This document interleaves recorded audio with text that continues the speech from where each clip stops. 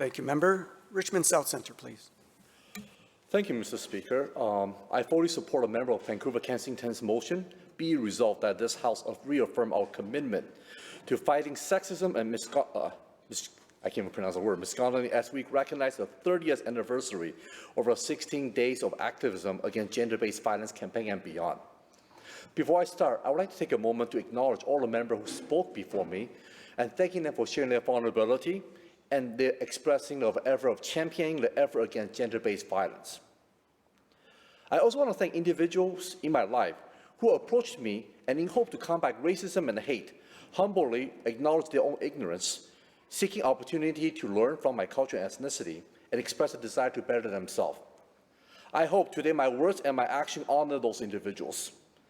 So I want first to acknowledge that I am ignorant when it comes to gender-based violence, and I wish to learn more. I sincerely hope to find a way to learn and appreciate the harm and negative impact of gender-based violence. And gender-based violence itself is not just something physical, but it is also psychologically violating and oppressing many members of our community. A community member of mine approached me earlier this year. Her spouse is verbally abusive. He regularly criticized the way she dresses as too revealing or inappropriate for her age. She has a thriving career. However, he continuously played down her employment and tried to convince her not to work. For her own sanity, she sleeps in a different room. Yet from time to time, he will confront her on things she wrote in her personal journal and documentations, which are locked away in her own room. He takes pictures of her when she is physically relaxed or vulnerable and threatens her with the idea of releasing the photos. When they get into arguments, he throws objects at her and curses her in front of her children. When I ask her, "Have you reported this to the police yet?" she has a confused look on her face and says, "Why?"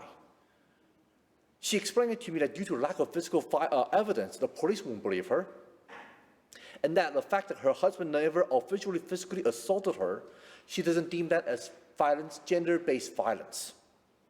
That truly troubled me. Her assumption demonstrates a lot of lack of understanding in our community when it comes to gender-based violence, and many, unfortunately, due to the lack of understanding, continuously be victims of gender-based violence. I further want to talk a bit about toxic masculinity, which is also commonly portrayed in our entertainment in my community. They often explain that wives should be treated at home, mocking women as emotional and not intellectual, and therefore not worth to listen to. Sometimes they even mention that good women should be quiet, fragile, and servant-like. Men in my community often are bombarded with a perverse measure of self-esteem in entertainment. Television shows about love in my community often portray the ideal man as young, powerful, abusive CEO with unlimited money. The ideal man should never have to listen. He can say anything and everything, and it must be taken based on face value. He continued to demonstrate that his worthiness by showcasing his power, authority, and money, while she are supposed to be demonstrate that he is rescuing her and benefiting from his aggressive behaviors. This is not just a theme. It's a common preferred trend for TV shows. And I do want to emphasize I use gender dichotomy in my speech to reflect the gender biases in many of the entertainment. I also want to mention that I also have a lovely daughter who I wish when she grows up she'll be able to find who she loves and be able to be loved by who she is.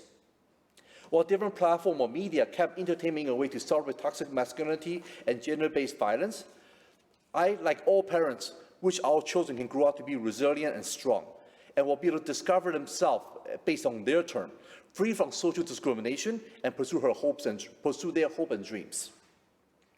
I also hope my daughter will never lose the right to her own body, is always respected by others as a human being instead of an object or subject, lives with dignified life where she's able to embrace herself through her self-determination. Therefore, I, as a son, as a brother, as a father, as a friend, and most of all, a spouse to my wife, am committed to be an ally against toxic masculinity and gender-based violence. And therefore, I am encouraging members of my community, it is time for a paradigm shift. A paradigm shift that continuously focusing on moving our society into a 21st century, where we, as individuals, can continuously find a way to promote equity, fairness, and justice for everyone on all spectrum of gender spectrum. Thank you, Mr. Speaker, for having the opportunity to share my willingness to be an ally against gender-based violence.